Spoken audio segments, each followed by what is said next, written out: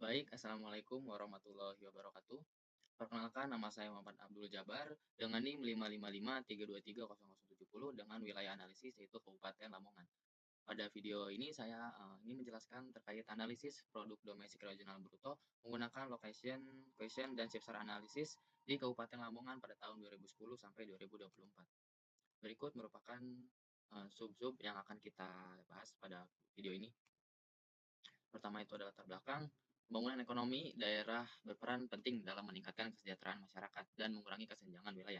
Kabupaten Lamongan yang terletak di wilayah utara Jawa Timur memiliki potensi ekonomi yang besar dengan posisi strategis di jalur Pantura serta didukung oleh pelabuhan dan akses transportasi darat yang baik.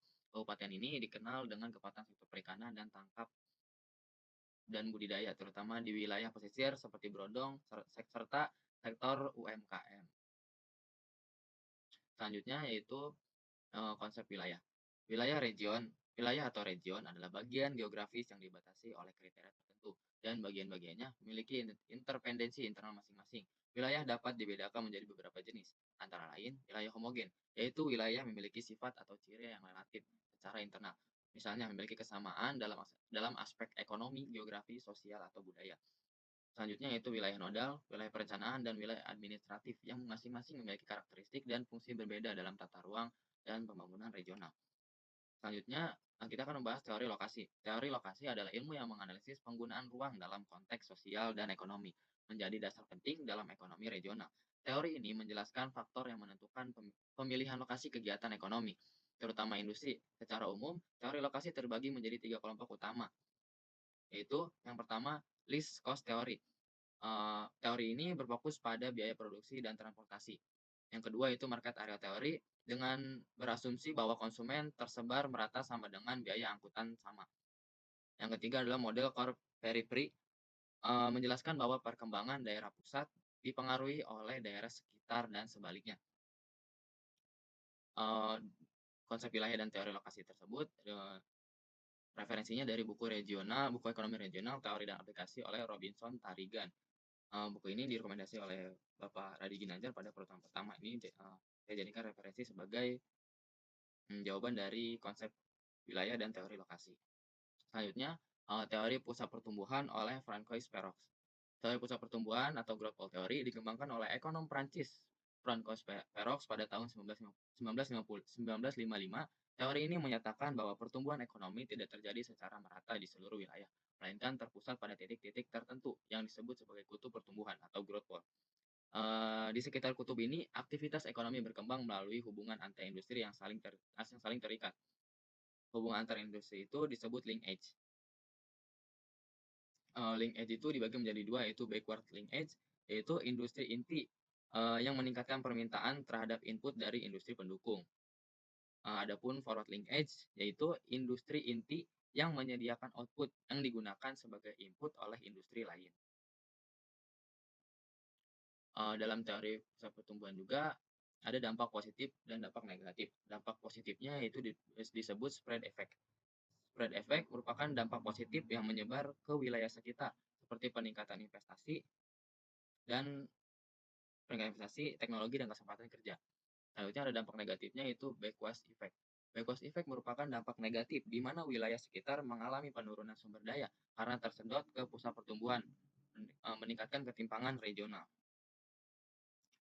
Selanjutnya ke pembahasan selanjutnya itu terkait analisis wilayah yang saya analisis, yaitu Lamongan yang termasuk ke dalam wilayah metropolitan Gerbang Kertosusilo yang terdiri dari Gresik, Bangkalan, Mojokerto, Sidoarjo, Surabaya, dan Lamongan.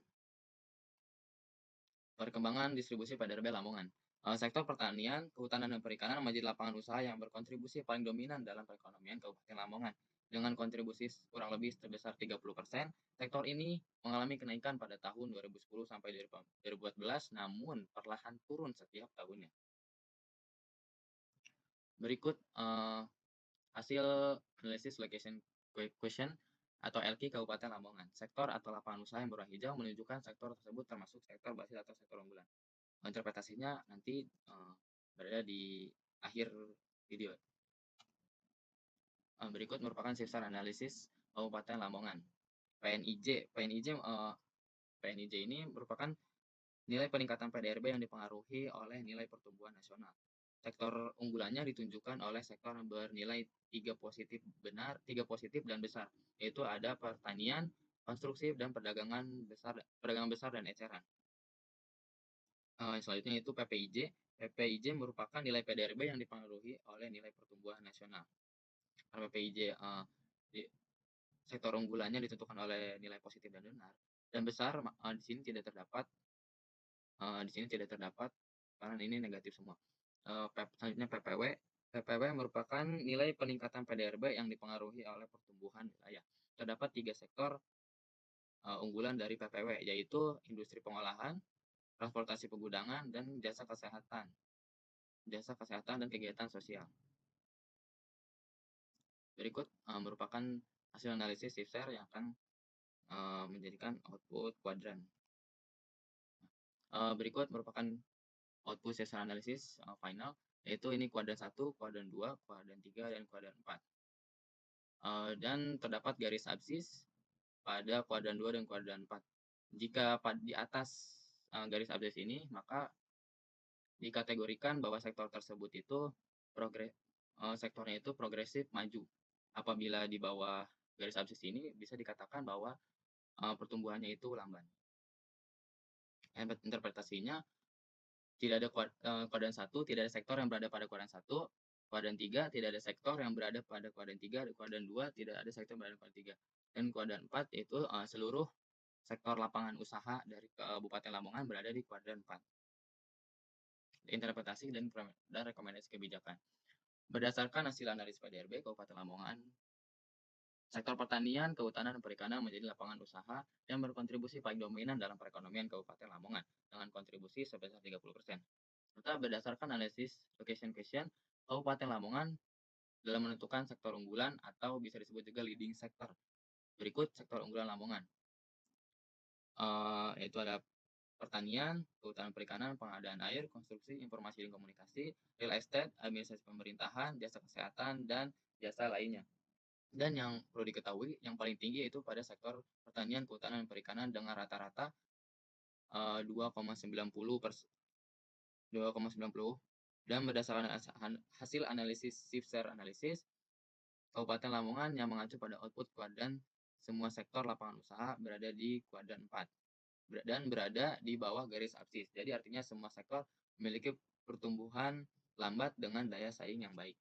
Analisis question, berdasarkan analisis LQ dan SIFSER analisis, sektor pertanian dan kehutanan serta perikanan di Kabupaten Lamongan diidentifikasi sebagai sektor unggulan dengan daya saing yang kuat. Sektor ini berperan penting dalam memenuhi kebutuhan pangan, menyediakan bahan baku industri, dan menyerap banyak tenaga kerja. Berdasarkan analisis sektor unggulan di Kabupaten Lamongan, berikut adalah rekomendasi kebijakan untuk mendukung pengembangan sektor-sektor tersebut. Rekomendasi kebijakannya yaitu antara lain pembangunan infrastruktur. Kenapa? Karena untuk menunjang dan meningkatkan sektor-sektor di Kabupaten Lamongan perlu adanya peningkatan kualitas infrastruktur seperti jalan, irigasi, dan fasilitas pelabuhan. Yang kedua itu pengembangan sumber daya manusia dengan bisa difasilitasi pelatihan dan pendidikan vokasional yang sesuai dengan kebutuhan sektor-sektor unggulan guna meningkatkan keterampilan tenaga kerja lokal. Yang ketiga atau yang terakhir penguatan kemitraan dengan membangun kemitraan antara pemerintah, swasta, dan komunitas lokal untuk mendukung pengembangan sektor-sektor unggulan secara berkelanjutan. Yang terakhir adalah kontribusi saya terhadap proyek work kelompok. Pada proses pengerjaan proyek work kelompok saya itu kelompok Kota Malang berdiskusi dengan kelompok mengenai kota metropolitan yang akan dipilih, yaitu kita memilih Kota Malang dan pembagian job desk. Saya Jabar mendapatkan job desk mencari salah satu data yang diperlukan untuk tugas, yaitu saya mencari data ukuran populasi di Kota Malang, yaitu menyusun salah satu komponen growth pole yaitu spread effect. Jadi saya menyusun teori spread effect terkait Kota Malang. Semua anggota mendapatkan job dan akhirnya disusun pada satu file untuk dikumpulkan. Mungkin itu yang saya dapat sampaikan. Selanjutnya itu mungkin penutup. Kurang lebihnya mohon maaf. Wassalamualaikum warahmatullahi wabarakatuh.